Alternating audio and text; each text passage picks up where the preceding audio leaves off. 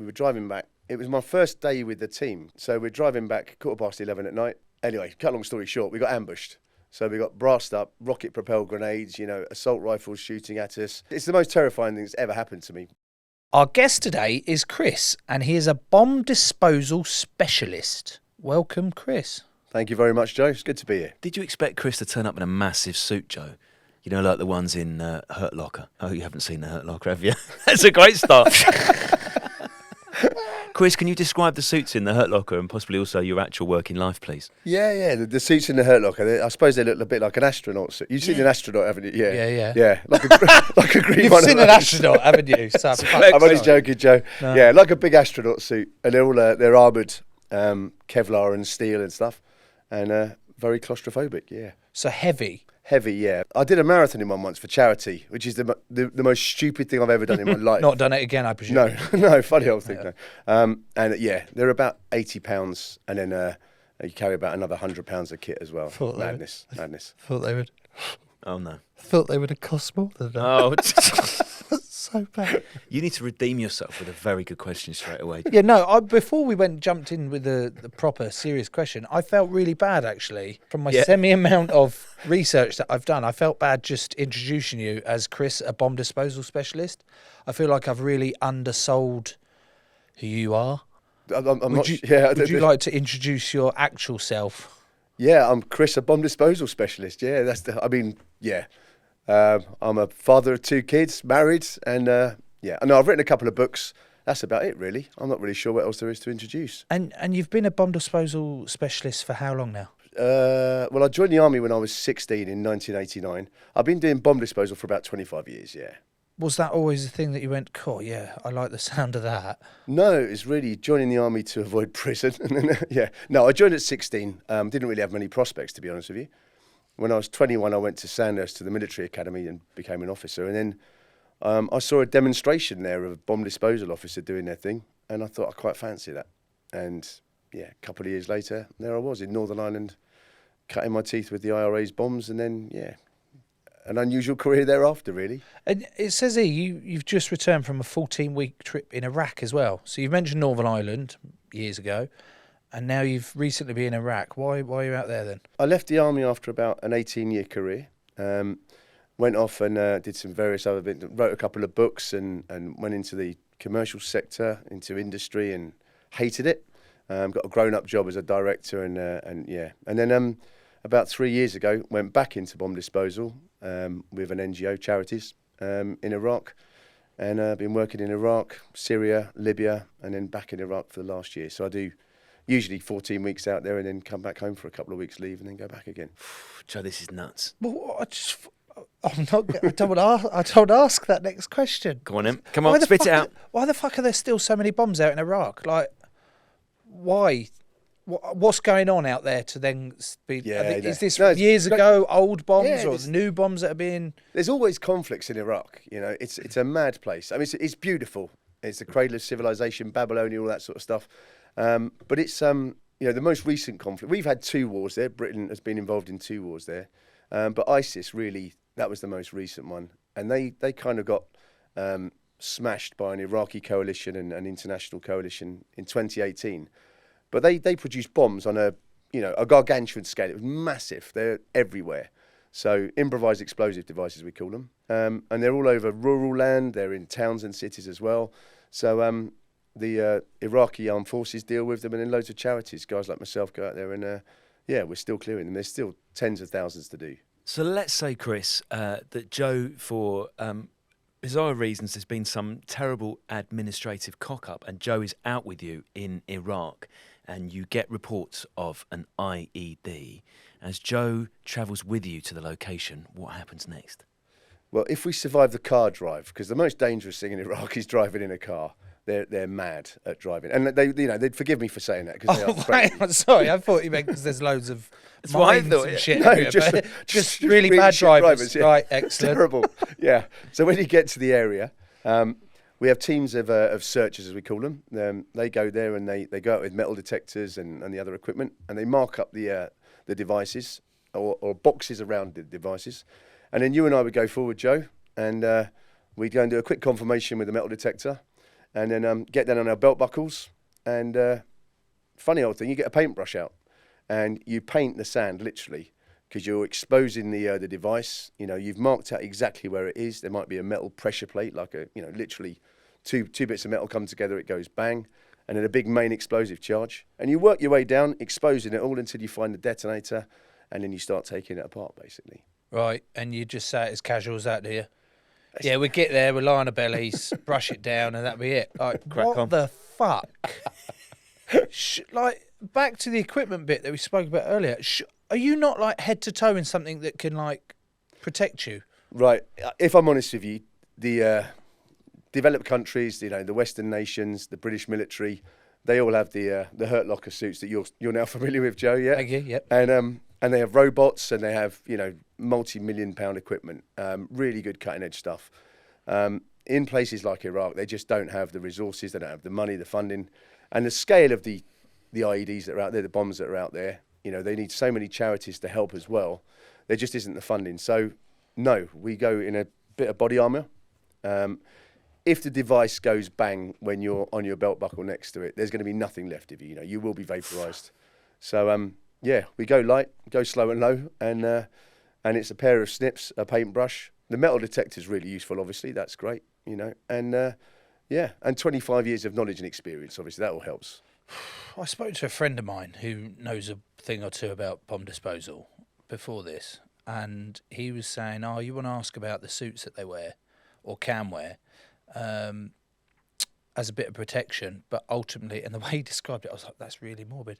He went, "Ultimately, if you're that close to it and it goes off and you're wearing this suit, the only thing it's going to do is make sure that you're in one piece, but you'll be dead." And I went, what do you mean? He was like, "Well, at least it'd be nice that you're still all together."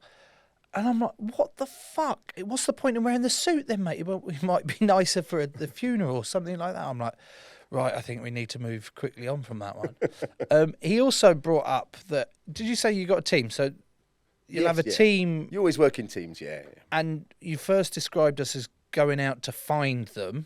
Yeah, so it depends from country to country. The way we work in Iraq and Syria and Libya, the teams that work against sort of the Islamic State bombs, certainly, the recent years, they'll go out there every day and they'll be searching for these devices. And sometimes there's nothing there, so we don't need to go. Other times they'll find something and they'll mark it. And then we'll go to whichever teams have found something, and we meet them in a central sort of admin area, and sit down and have a brew and a cigarette. And then they say, right, follow me, it's over there. And then off you go. And so it's a team effort in terms of, you all have different roles and responsibilities, but the operator is the one that goes forward. That's what you call a single man risk. And then you go and, get on your belt buckle and go and do the business. How do you feel, Joe? So let's say you're on your belt buckle next to Chris. You've got your little paintbrush in hand. Am I got other clothes on other than just my belt? Just a belt buckle, because it's quite warm in Iraq. Right, so Yeah, I'm but you've got sun starkers cream on your with arse. a belt on and a paintbrush. Yeah. This doesn't sound right. Daisy never had that fantasy? I'll put it to her next time, thanks. Body armour as well. You got a bulletproof vest. Okay, fine. So how are you feeling, Joe? As you first move your paintbrush over the sand and you're seeing wires exposed and bits of metal, what's going on in your head? Die Hard. What else? What's my favourite? I think it was one of the Lethal Weapons. Did that have a bomb in it? I think so, yeah. Yeah, we'll go with that one. That's what I'm envisaging. And then I go, there'll be 3 wires when I get down there. One will probably be earth. Yeah. Which is yellow and green. I don't know. With a bit of brown. Yeah. And one will be red. Danger. And one will be blue. And then I'll go with my snippers, because I'll have my paintbrush and my clipper snips. And then I'll go red one, blue one. It wouldn't be that, and then I'll go, it wouldn't be the red. I think they're going to double bluff me. So you cut that one, and then you go with the blue, and you go blue, no, fuck it. And then you go back to the red. And then, because I'll be sweating so profusely, it'll just drip on it, and it'll blow up anyway. So I'm fucked, essentially. I should have just spent more time going, this would be nice, and then actually just walk directly on it. Just jumps on it. Rather than... Go to the middle band. rather than do that one. Chris, what is the most...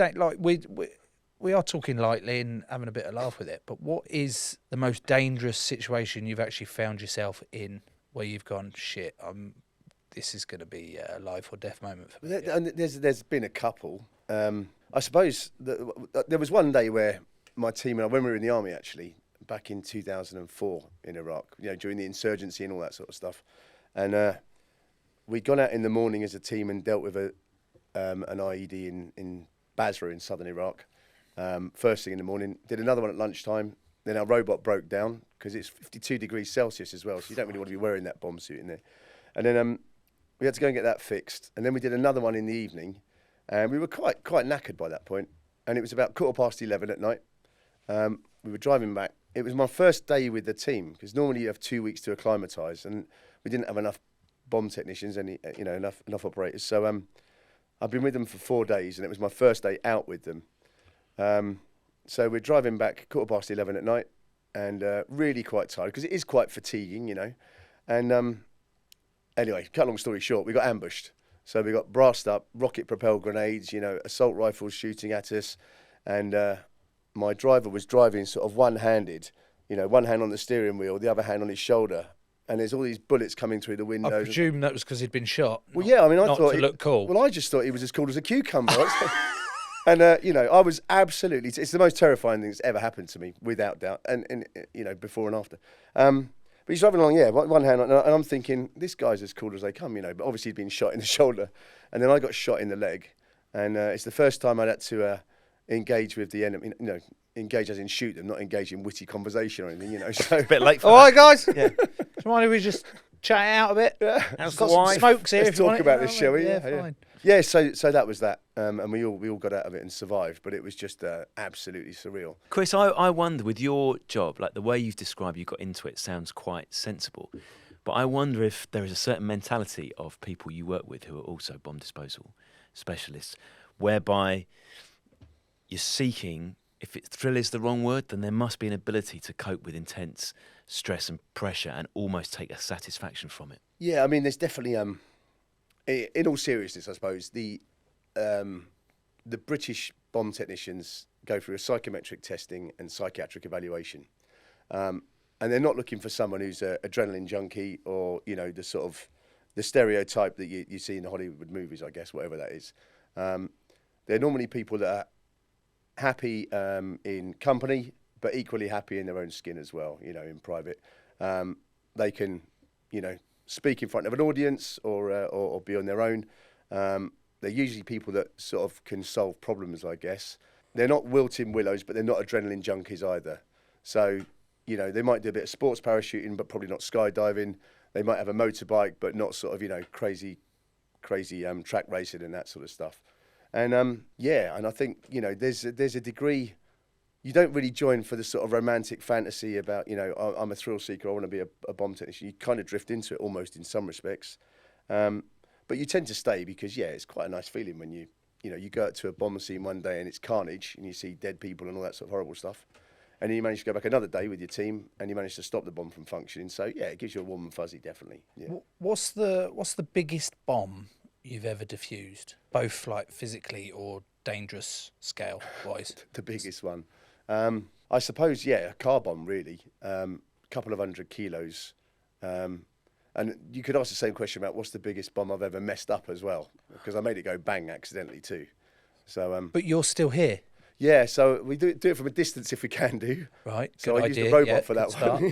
Yeah. So no, normally you'd use a robot if you can do, and then you get the bomb suit on and walk down there and attach hooks and lines and all that sort of stuff, and you pull it from a safe distance. And then you only go down there and do it by hand if you're, it's the last choice, last course of action, if you like, which is what we do nowadays because we haven't got all the other equipment to do that. But there was a car bomb outside a hospital back in 2004 as well. It wasn't a good year for me that year, to be honest with you. And when it's outside a hospital, any sort of risk of mass casualties, you don't send a robot down there. You don't go down in a bomb suit. You just run down there and do the business, And I thought, there's no way I'm going to run down there. I'm just not brave, So I thought there must be another way. So I jumped over the wall, went through the window in the hospital, and then told them all to get to the back of the hospital. So, cause a bit of distance between them and the car bomb. And they didn't speak any English, so I pulled out my pistol, waved it around and shouted a lot. And that was like an instant translation tool. They went to the back of the hospital, all good. That worked, yeah. And then I went back out the window, back to my number 2, and he sent a robot down there. And I said to everyone, right, you're just going to hear a small pop as we shoot the boot with a water jet to pop it open. And I was going to remove the main charge from the firing circuit, if you like. So you're going to open the boot of the car using a jet of water? Yeah, it's like a shotgun, but water rather than, whatever's in a shotgun cartridge, So, after telling everyone to get under hard cover on the radio and all that sort of stuff and saying you're going to hear a small pop as we shoot the boot open, it was get under hard cover, you're going to hear a small pop, and then this almighty explosion. And they'd wired the firing circuit. You know when you open the car door and the courtesy light comes on, or you open the boot and the boot light comes on, they'd wired the firing circuit into that. So as soon as the boot opened, it set off the whole device basically. So if I'd gone down as I was supposed to, done it by hand, if I'd opened the door, you wouldn't be here. Exactly, you'd have to be interviewing someone else. Yeah. Can I ask a technical question here, Chris? Do you not shit a brick? I think it's like anything. The first time you. Sorry, it's literally not like anything. It's the direct opposite. Right. Okay. The first time, yeah. But after 25 years, you kind of know what you're doing, really. Yeah. So no. I in all honesty, I actually find it the most calming thing that I do. If I'm hunched over a device, it's very elemental. Plus, if you mess it up, you're not going to know about it anyway, are you? So that sounds like the sort of mindset I have about flying. Tell me more. Well, I used to be scared of it, and I'd spend the entire flight like take off, being like, "Oh my God, we're gonna die." I'll be up there, be like, "Oh my God, we're gonna die." We'd be coming down. I'm like, "Oh my God, we're gonna die." And then I don't know what it was that happened in my life. It got to I can't remember the one particular moment, but then I just went, I'm spending all this time worrying about something that may or may not happen and is likely to not happen. And, if it goes down, I can't do anything about it, so I might as well just accept I'll die. Which, when I tried saying that to Maggie, my 6-year-old, as the best way to cope with flying, didn't go down particularly well. But that's sort of what it is. Has she ever flown since? She doesn't speak to me. It's fine. Different types of bombs. You've said IED. I'm just confirming that means. I don't know what that means. I know the last one is device. That's cool. Yeah, improvised explosive device. Right. Okay. So that's your most common. That's like a terrorist bomb. It's like a homemade bomb. And when you say homemade bomb, yeah, how easy is it to actually? Could I make a bomb out of anything in my house? Yeah, I mean, to be honest with you, we'll probably find something in the studio now if you want to rustle up something. Your eyes lit up immediately, like, oh, fucking hell, they've got some good gear in here. How big do you want to make it? Yeah. Oh. No, I mean, to be honest with you, household chemicals, the stuff you've got in your garage, you could probably make something explosive out of it. Yeah.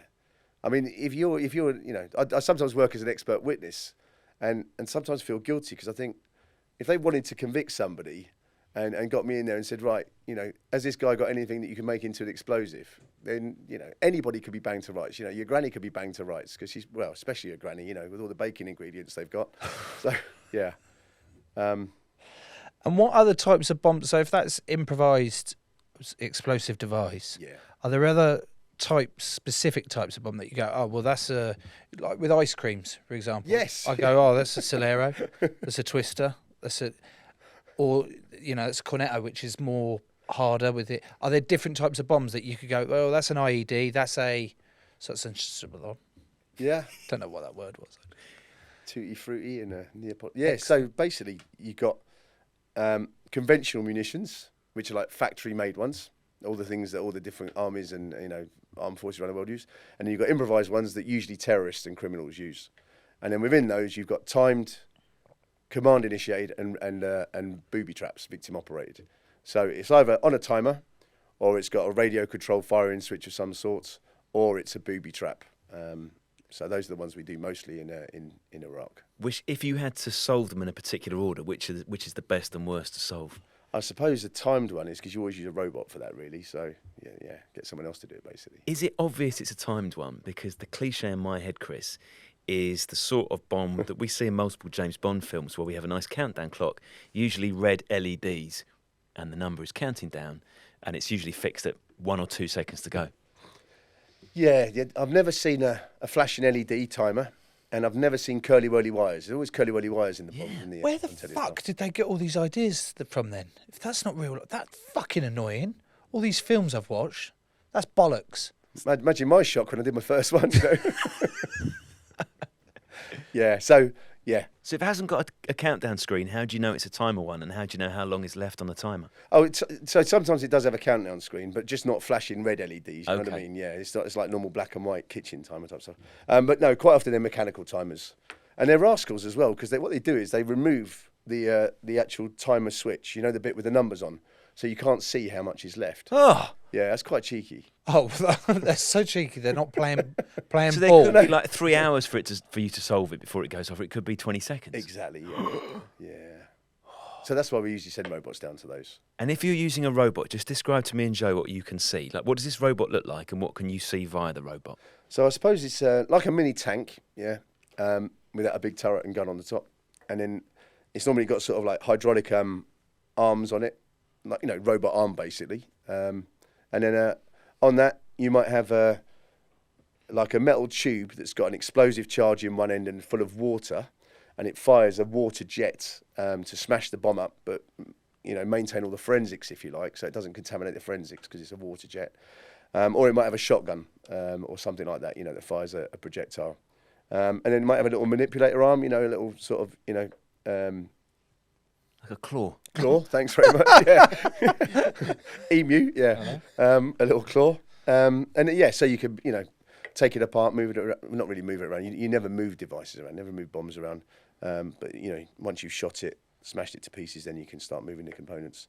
So yeah, robots, but it's like a very miniaturized version of a tank, I guess. Yeah. And you're using basically like a remote control, are you, with a little video screen or something? How does that There's work? normally a couple of cameras in the. So you have a vehicle that travels in a vehicle, couple of cameras. And there'll be a couple of cameras or several cameras sometimes on the robot, color and black and white, and zoom, pan and tilt. So it's got its whole CCTV suite. Wow. But interestingly, the ones we used to use in the army is like £1 million robots. But there was no sighting system, so we used to get a bit of plastic masking tape, and the black and white masking tape, and we'd cut it into a sight, and then tape it to the front of the weapon system. So when it touched the bomb, you saw it. You knew you were an inch away from the bomb. So £1 million system, and using a bit of black masking tape to get it to work. I'd say that's a bit of an oversight. Possible oversight. If you're spending £1 million Spend an extra 20 quid on the site. camera on it. Extra 50p. Sake. How do you practice doing this though? The scale of those, say your average IED that you practice on, what's the sort of scale of explosion you get out of that? I suppose the most common ones that we do, there's an Islamic State one called a VS500, and it's a big anti-vehicle, anti-personnel mine. So you imagine a wash-it-up bowl. It's that sort of size. So that's the most common one we tend to do. And yeah, it would vaporise you and cause significant destruction in the arena. So before going out to Iraq, is it Iraq or Iraq? Probably Iraq, actually. I call it Iraq, but yeah, it's because I'm a southerner, I suppose. Yeah, it was probably Iraq. Whatever. Before going out Iraq, to if you're American. Iraq. Yeah. How have you practiced for the last 25 years? Where have you practiced on those IEDs, or do you just practice on the job? Yeah, sorry, that was the first question you asked me, and I went off on one again. But yeah, I like it. So practicing, yeah. There's a school, a bomb disposal school in the Midlands, a military one. So you do all your training there. They've got a whole mock-up of different towns and different sort of urban and rural setups, and they have a person in the army whose sole job is to be a terrorist and make improvised explosive devices, put out all the devices like a terrorist would do. So you go through all that sort of training, but on inerts, non-live devices. And then in Iraq, where we all live, in Erbil, we've got a villa there, and we have them all buried around the villa. Again, inert training devices. So every time we come back from leave, we do an assessment to make sure we're all still good to go and haven't forgotten what we're doing. And then every 6 months, we do 4 different devices, at random, make sure we're all still not getting any skill fade, basically. So that school in the Midlands, did you say it was?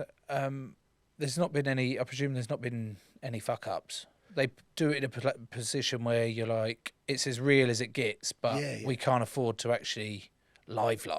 No, use live weapons to shoot them, but they won't use live IEDs. No.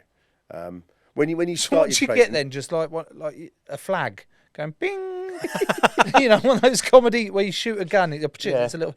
Is that just bing? Oh, too late, mate. You're out. Yeah. No, they'll put little flash bulbs on there and sound units. But what you do before that, you do the conventional, you know, the factory stuff that I told you about, the normal conventional munitions.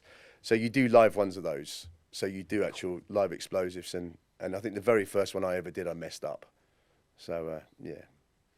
And with these bombs, do you get almost trends, Chris, where like one year the terrorists might be designing bombs in a particular way, and then the next year they change it up, so you're dealing with something totally different? Yeah, absolutely. I mean, they run out of material sometimes. So when I was so Islamic State started in Iraq, and then they went further north, and they went across the border into Syria, and you could see the devices start to change. The same type of device, but the materials changed as it went into Syria, as they ran out of materials and you know, sourced new different materials. So yeah, they're always changing basically. So everyone knows the first principles, but you've always got to sort of you never know exactly what you're dealing with until it's over and done with basically. I'm getting very hot and sweaty just thinking of the process of having to be a diffuser of those bombs. I think we should have a little break. I won't put a timer on or anything. All right, we'll just have a little break. It's okay. Right, you come out. I will come out. I know this for a long time. I know this. We've been doing it too fucking long now. We should give up. Hello, I'm Joe Marler from the Joe Marler Show. We now do socks that you can also wear on your hands, apparently.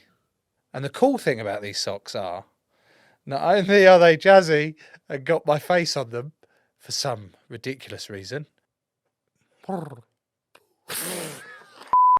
Stand for socks.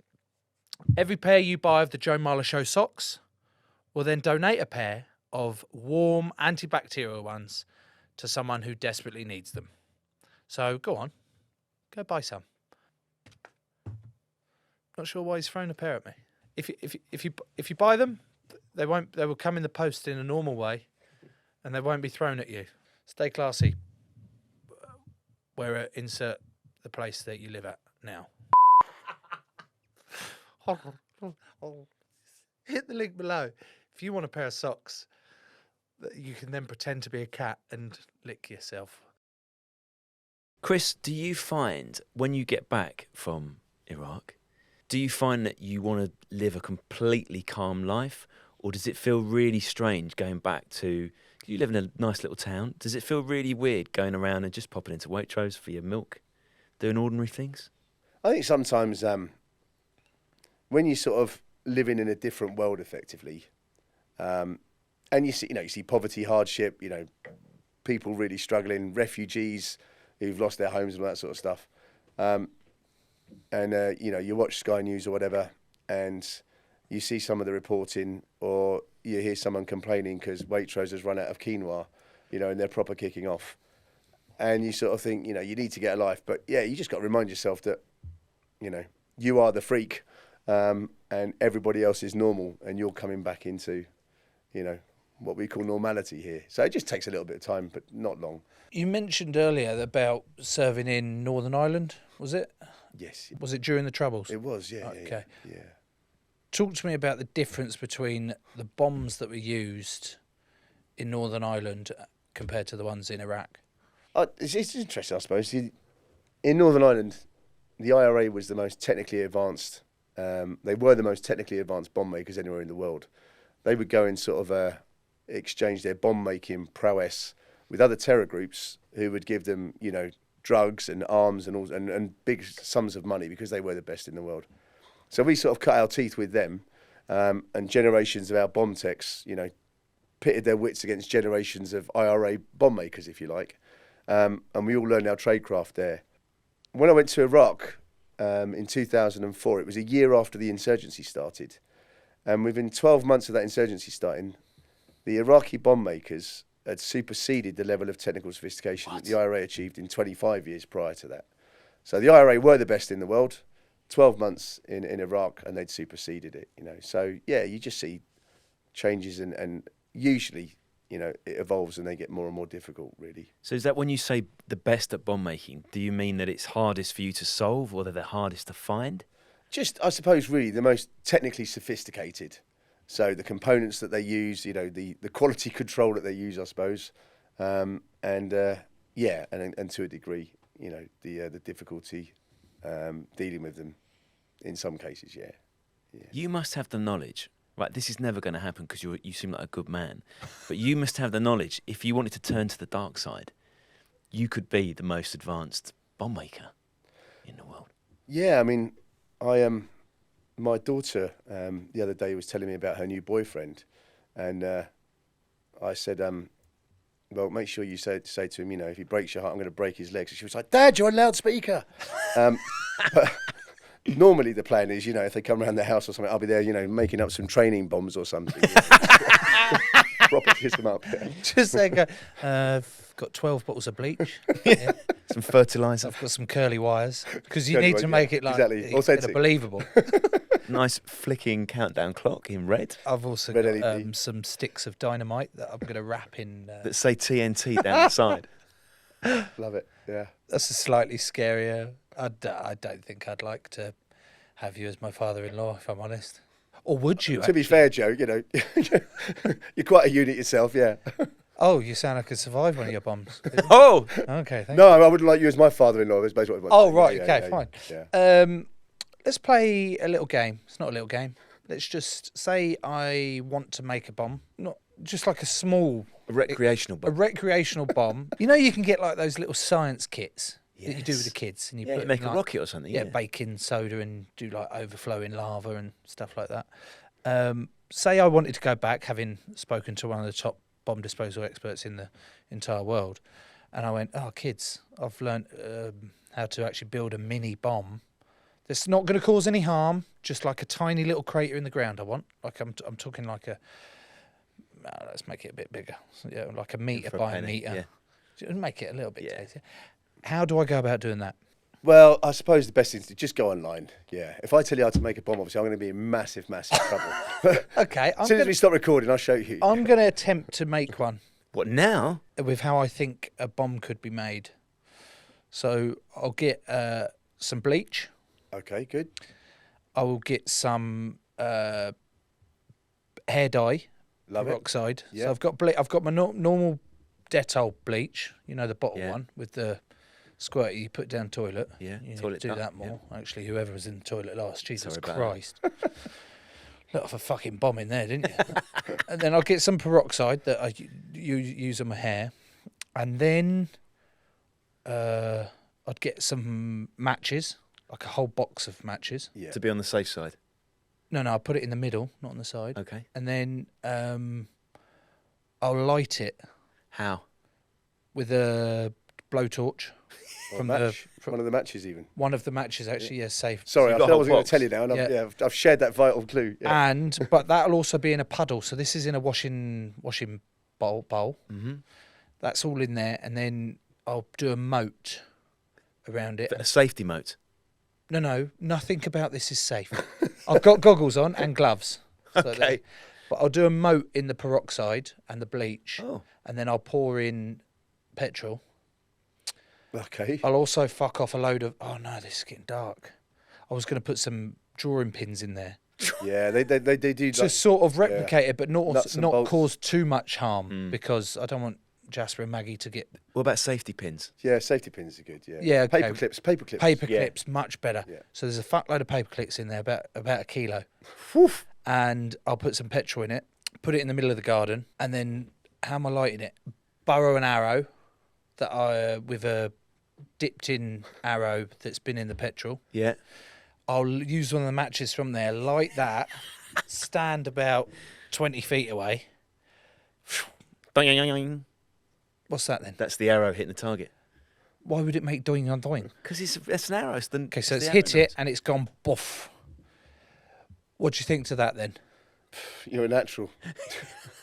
What can I say? Fucking hell. It's a bit of a shit Yeah. noise. Do the noise again. Buff. I think Yeah. you've got more than that, don't you? I think boy Off, your off. oing was probably. Yeah.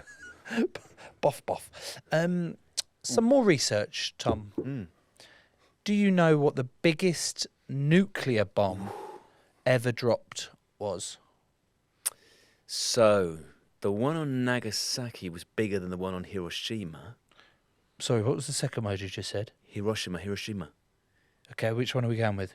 Nagasaki was bigger. Was one called Big Boy? I don't know whether one was called Big Boy. Tell me, Joe. Well, according to my research, and Chris, you might have to correct me if I'm wrong. In fact, you're definitely going to have to correct me because I don't know how to say the first word. Tsar? Tsar. What? Tsar. Tsar. Why have they put a fucking T at the start then? Right, we go with Tsar. We go with. It's called the Tsar Bomb. Yeah. And it says it was yielding an explosion of 50 megatons, which is 3,300 times more powerful than the 15 kilotons bomb that was dropped on Hiroshima. Nice. Wait, so when was this dropped and why? The Russians just, they love a nuke. They love nukes. So they built the biggest ever nuclear bomb. And yeah, as Joe said, it was just massive. Tsar bomb, the Russian Tsars. Yeah. So it was never used, it was just there to... Well, yeah. No, they did. Training, yeah. They used it. Did they? Yeah, they set it off, but in like a big Area 51 version in the Soviet Union. And it was actually meant to be 100,000... No. What have I said? Fuck me dead. I didn't say that. It was meant to be 100 megatons, which is 100,000 Tons? kilotons. Oh, keep going. But they halved it. Bottled it. Well, they went, that's going to be too big. So it might be environmentally That unfriendly. might be a bit. That might be a bit lads. too big. Yeah. So they attached it to a giant parachute because they had to build this special plane to take it up, and then they put a big parachute on it because they had to fly away before it blew up, and it obliterated an abandoned village 34 miles away from where it was dropped. What? So you're like, what the fuck? 5.25 magnitude earthquake, and it was 37 miles high. What was? This Mushroom cloud? mushroom cloud, and the explosion like broke the stratosphere. Wow. It broke the stratosphere. No, it didn't break, as in it went through it. I think it did. What is the stratosphere? It's broken then. I just thought she was a wrestler. She was broken by that bomb. But I know why. So all these tests on all this list of the top 10 nuclear bombs that they think, and it would be America test such a name, test Russia. Why the fuck are they testing all these bombs? What's the point in having? Why do they want the biggest bomb in the world? I don't know. I haven't got any. I don't understand why anybody would want them. Maybe one. Have one just so everyone knows you're in business, and it's a deterrent, then, isn't it?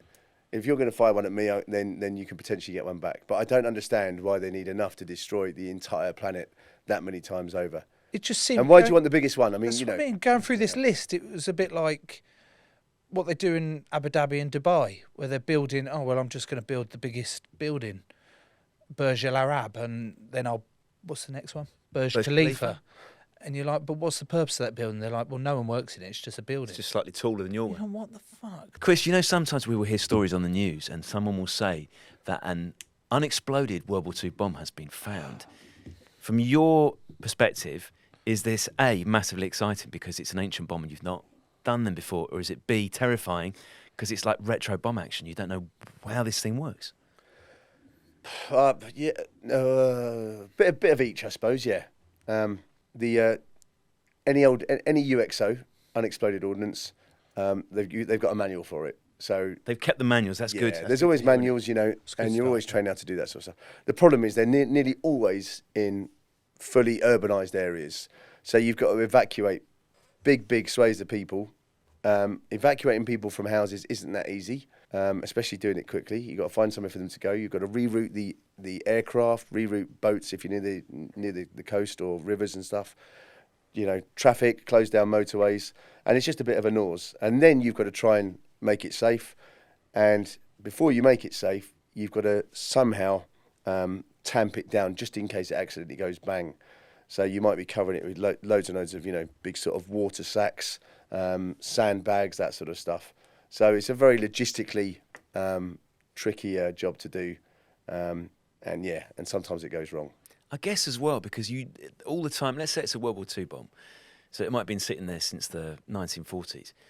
You've got no idea of how it might have degraded over time.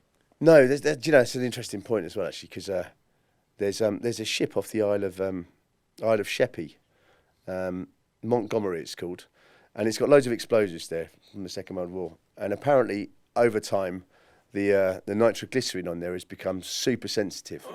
So if you basically, accidentally crashed into it, it would cause the whole thing to go bang. And they say a tidal wave that would completely engulf the Isle of Sheppey as well. What? Why have they still left it then? Why don't they? Because it's too dangerous to move that. Yeah. Could it still go off though? Yeah. Every year they talk about, doing an operation to try and clear it. And then every year they say, "Oh, we'll just leave it." They've got boys around it, and just stay surrounding boys around. That's a bit dangerous. Being employed to be one of them. What's your favourite movie bomb scene? Have you got one? No. Brilliant. Why? Because they're shit compared to the real world. Yeah, they are. Yeah. Yeah, but okay. What about Saving Private Ryan? When all right, yeah. Tom Hanks, he says to his team, he's like, "Right, guys, we're going to have to make some sticky bombs." And they're like, "What the fuck is a sticky bomb?" They're like, "What? You don't know what a sticky bomb is? Like, it's in the manual." They're like, and then one of the guys is going through the manual like, "I literally don't know what the fuck. This is not a sticky bomb. You've made it up." And they take all their socks off. They put, I'm going to say C4. What's C4? Yeah. Plastic explosive. They put that in the sock. Then they dip it in some axle grease. Yeah. Put a little charge on the end. Good to go. Light it. Fucking lob it on the tank wheels. Do you not remember this scene? No. Oh, fucking Sounds hell. good though. It's brilliant. Yeah. And 100% factually correct as well. Yeah. Oh, so that's a good one. Yeah, that's a brilliant one. I wish I'd thought of that, to be honest with you. Yeah. That's a Jason Bourne does good ones, actually. Okay. Why he's so good?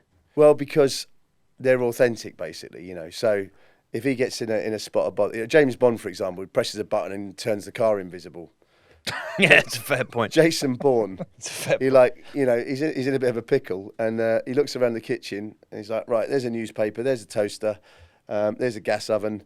Roll up the newspaper, stick it in the toaster, stick the gas oven on, climb out the window, close the window after him as well, to seal it all up, and then the gas dissipates. The toaster toasts the newspaper, and he's made a big time bomb. And then as all the baddies come in there, they get blown to pieces. So that's one of my favourite. Touch.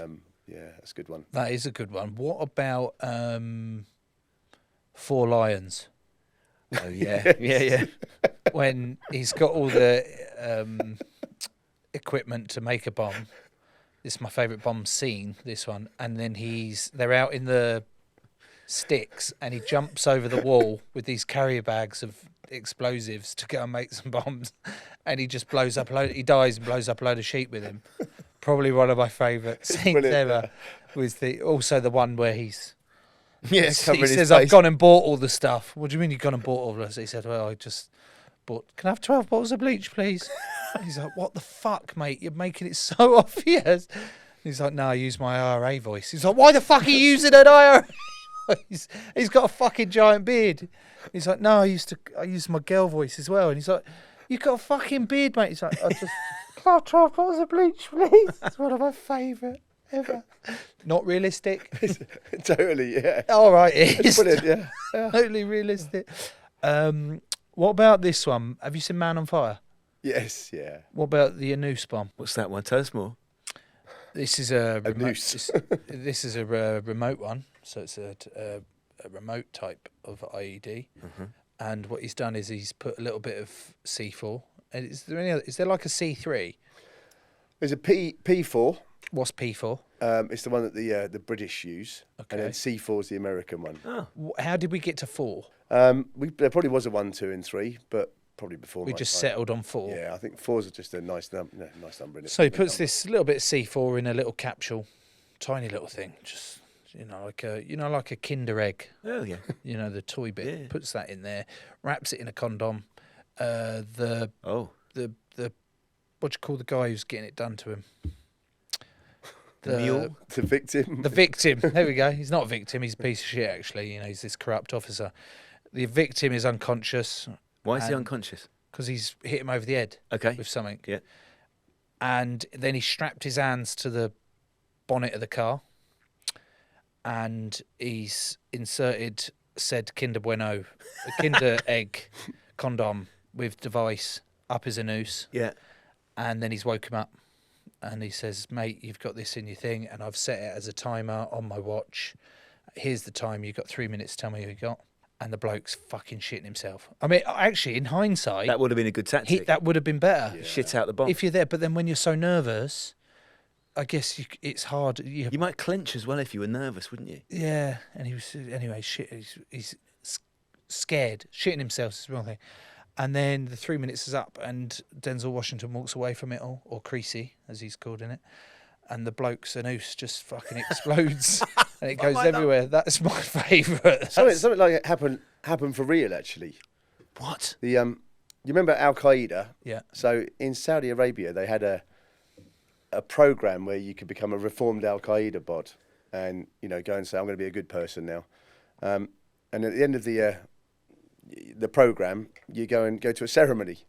So there was this, and I can't remember his name, which is terrible. There's a bomb maker who was like really, world-class notoriety. Made the printer toner cartridge bombs that, and the underpants bomb. Sorry, hang on. Shoe bombs. The all that printer toner cartridge bomb. Yeah, there was some bombs in Stansted a few years ago where they put them in printer toner cartridges, and they were going to blow them up over the over the Atlantic and whatever. And they landed at Stansted, and then they went to go and find them and clear them all and all that sort of stuff. But this guy was very clever at hiding bombs in sort of everyday items. And his brother went on this program to be a reformed Al Qaeda operator. So he talked his brother into an anus bomb. And the person that would greet you at the end of your program was I think the Minister of Interior of the Saudi royal family, the Saudi government. So he basically had this anus bomb. They got a miniature telephone and popped that up there as well. It's a big ass. And he basically waited in line, met the Minister of Interior, and then, this is his neck, he asked to borrow his phone. Rang his own arse phone. Rang his arse phone, blew himself to pieces. But luckily, there wasn't enough explosive in there. So his body sort of acted as a buffer. And it shouldn't really laugh, but blew his whole torso up and he got stuck in the ceiling. What? And the Saudi minister was completely, obviously, a bit of claret on him and stuff. But I'd say so. Yeah. But imagine that's your brother that made that and said, just pop this up your, up your anus, as you say. I know we say we shouldn't laugh, but that's actually one of the occasions you should fucking laugh. I'm glad it fucking went tits up and he just blew his torso up there. Fucking idiot. He's also got quite good reception up his anus, hasn't he? Because that would be a real pain, wouldn't it, if you phone yourself and it can't get through because it's up your arse? Why can't you get signal from your arsehole? I don't know, can you? Have you never tried it? I want to know, actually, Joe. I'm going to ask you a question. Yeah, go on, yeah. Because we've heard from Chris what Chris has to go through. How would we get on doing the job of the person we're chatting to? So I'm looking at you as Joe Marler, bomb disposal specialist. Are you decent at your job? Let's think about this. We spoke about it being in teams. Yes. So it's 6 to 8 members in a team. Okay. Is there a boss? So you're the boss of that team, I presume? Yeah. Okay. Yeah. So I'm Chris. I'm the equivalent of Chris in our team. Okay, you promoted yourself to the top. Okay. Well, it's my team. Okay. Yeah. It's the fantasy team. We can make our own Yeah. thing. And you're going to be... So you have a what? You have a boss? Do you have a second in command? No, yeah, you do. You have a team leader of the searchers, so yeah, he'd be the second in command. Yeah. Okay, you're not going to be second in command. Thanks. You're going to be just one of the searchers. Just getting your fags. Yeah. You're going to be a searcher. Is that all right? I would be fine because I'm sat having a smoke, watching you through this lens. So you're crawling on your belly, nicking the dirt, not sweating because you've got some weird condition. Yeah. Because I've employed you. Because of the condition. Because of the condition, that was my go-to. So I think, all in all, I'd get on all right. How do you think you would get on being that person? Do you think you could do it? Do you think you've got the resilience? if you got all the know-how, the 25 years of know-how, do you think you could actually, you've got the gumph inside you to How go, can we test this, I'm Chris? all right? Of course you can. Yeah. If you got the knowledge, you can do anything, can't you? No, because you have to marry that I couldn't knowledge be a world-class with, rugby player, to be with fair, the but- courage. You've got to have the courage, haven't you? Because ultimately it comes down to that. You go, I know you sit a little bit higher now where you do less, not less work, but slightly different. Wow, I'm really fucking going in at our guest here. You've reached a point where you go, well, I'll just get the minions to do it. Again, what the fuck am I? No, I Well, still you- operate. so yeah. you do less, but do you know what I mean? I hear what you say. I do different. Yeah. Yeah. I've done more IEDs now, cutting the detonator out, I suppose, than I've ever done in my career. But yeah, there's more people supporting me, and no, I don't do less. Is the answer, really? Don't. I love how he tried. I don't, yeah. He tried To get you out of a hole. I'm trying to help you out there, but no. Fuck off, Yeah. Joe. Diffuse It's your a shit shit question. show. It wasn't couldn't. really shit question. Ultimately, it comes down to, have you got the courage to go, I'm going to go diffuse that in order to save lives around me? That takes a lot to be able to do that. But also, in fairness, knowledge dispels fear, doesn't it? If you know something and you've done it again and again and again and again, it's easy. You think about driving our cars. We drive a car, you know, they're super lethal, deadly weapons, really, but you don't think twice about getting in your car and driving it.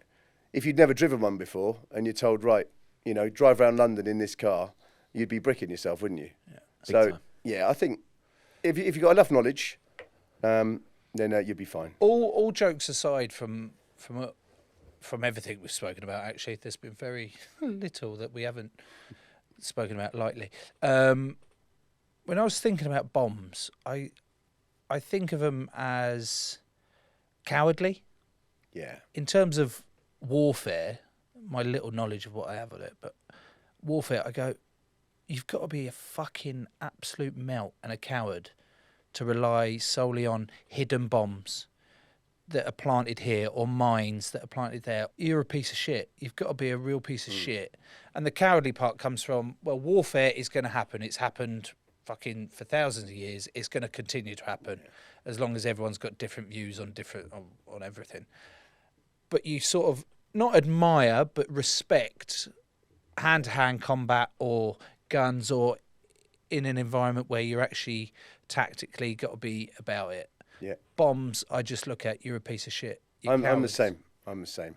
I've interrogated bomb makers, and I've been literally sitting as close as we are, and having to sort of, you know, there's been someone else speaking to them first, interviewing them, you know, someone else speaking to them, they've said nothing, and then I've sort of gone technical on them, you know, almost geek to geek, if you like, to a bomb maker, and had a pistol on my thigh and just been, you know, making friendship, you know, finding empathy, you know, breaking down the barriers, and actually thinking, and I'm not a violent person, but thinking all I really want to do is take this pistol out and shoot you, because they are the most evil, twisted people I've ever come across, to be honest with you. Because exactly as you say, Joe, they're just cowards.